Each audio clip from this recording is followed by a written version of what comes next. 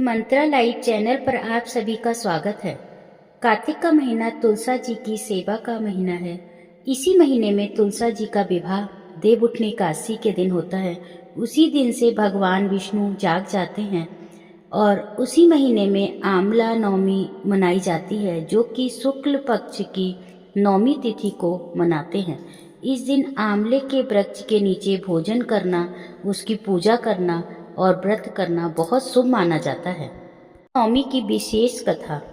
एक राजा था, उसका प्रण था वह रोज 1.25 मन आंवले दान करके ही खाता था। इससे उसका नाम आंवलिया राजा पड़ गया। एक दिन उसके बेटे बहू ने सोचा कि राजा इतने सारे आंवले रोजाना दान करते हैं, इस प्रकार तो एक दिन सारा खजाना खाली हो जाएगा। इसीलिए बेटे ने राजा से कहा कि उसे इस तरह दान करना बंद कर देना चाहिए। बेटे की बात सुनकर राजा को बहुत दुख हुआ और राजा रानी अपना महल छोड़कर बियाबान जंगल में जाकर बैठ गए। राजा रानी आंवला दान नहीं कर पाए और प्रण के कारण कुछ खाया भी नहीं। जब भूखे प्यासे 7 दिन हो गए तो भगवान ने सोचा कि यदि मैंने इनका प्रण नहीं रखा, इनका सत नहीं रखा तो विश्वास चला जाएगा। इसलिए भगवान ने जंगल में ही महल, राज्य और बाग बगीचे सब बना दिए और ढेरों आंवले के पेड़ लगा दिए। सुबह जब राजा रानी उठे तो देखा कि जंगल में उनके राज्य से भी दुगना राज्य बसा हुआ है।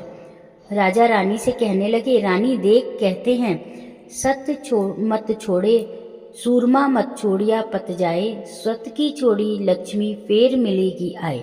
आओ नहा धोकर आंवले दान करें और भोजन करें। राजा रानी ने आंवले दान करके खाना खाया और खुशी खुशी जंगल में रहने लगे। उधर आंवला देवता का अपमान करने व माता पिता से बुरा व्यवहार करने के कारण बहू बेटे के बुरे दिन आ गए। राज्य दुश्मनों ने छीन लिया, दाने दाने को मोहताज हो गए और काम ढूंढते हुए अपने पिताजी के राज्य में आ पहुंचे। उनके हालात इतने बिगड़े हुए थे कि पिता ने उन्हें बिना पहचाने हुए ही काम पर रख लिया। बेटे बहू सोच भी नहीं सकते कि उनके माता पिता इतने बड़े राज्य के मालिक हो सकते हैं, सो उन्होंने भी अपने माता पिता को नहीं पहचाना। एक दिन बहू ने सास के बाल कूटते समय उनकी पीठ पर मस्सा देखा। उसे यह सोचकर रोना आने लगा कि ऐसा मस्सा मेरी सास के भी था। हमने ये सोचकर उन्हें आंवले दान करने से रोका था कि हमारा धन नष्ट हो जाएगा। आज वे लोग न जाने कहाँ होंगे। यह सोचकर बहू को रोना आने लगा और आंसू टपककर सास की पीठ पर गिरने लगे। रानी ने तुरंत पलटकर देखा और पूछा कि तू क्यों रो रही है। उसने बताया, आपकी पीठ जैसा मस्सा मेरी सास की पीठ पर भी था।